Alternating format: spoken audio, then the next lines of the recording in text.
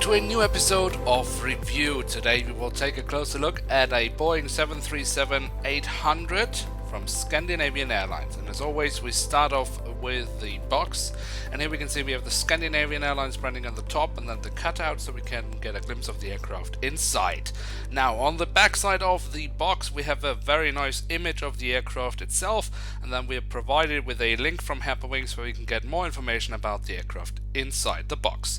So let's take a closer look at the aircraft model.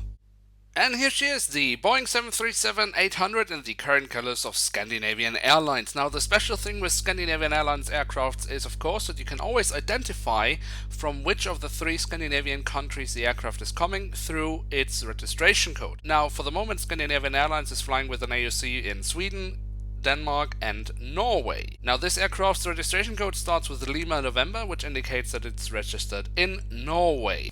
But Scandinavian Airlines has also announced to get an AOC in Britain and in Spain, and that is of course to reduce costs, especially on routes to these two countries. Then, if we take a closer look at the aircraft model itself, and as always we would start with the tail section of the aircraft, we can see here on the vertical stabilizer we have the Scandinavian Airlines branding, also known as SAS.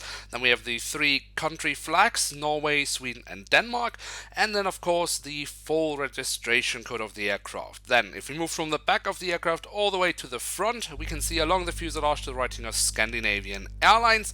It's a bit difficult to see as it's all very grey, but trust me, it is there. And then of course we also have the Star Alliance logo, as Scandinavian Airlines in fact is one of the founding members of Star Alliance. If we then take a closer look around the cockpit area, we can see very nice details here, especially of course the cockpit windows with the window wipers, but we also just underneath that again have the three flags and the Scandinavian Airlines branding.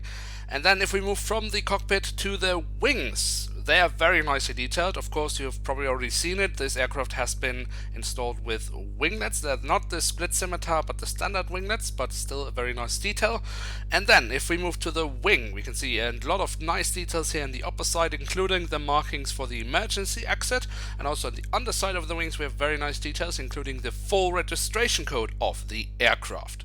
And then if you stay around the wings and look just at the fuselage, we of course have the emergency exits, so not just the markings on the wings, but also the actual exits on the fuselage. And then another very nice highlight of the aircraft, if you look into the engines, we can actually see the fan blades.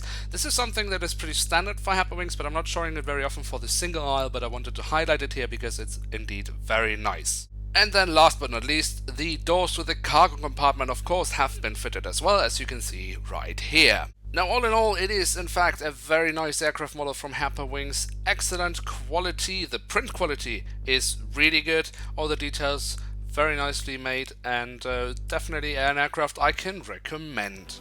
Now with that, we have reached the end of today's episode. If you have enjoyed, feel free to leave a like, or if you're new around here, why not hit subscribe?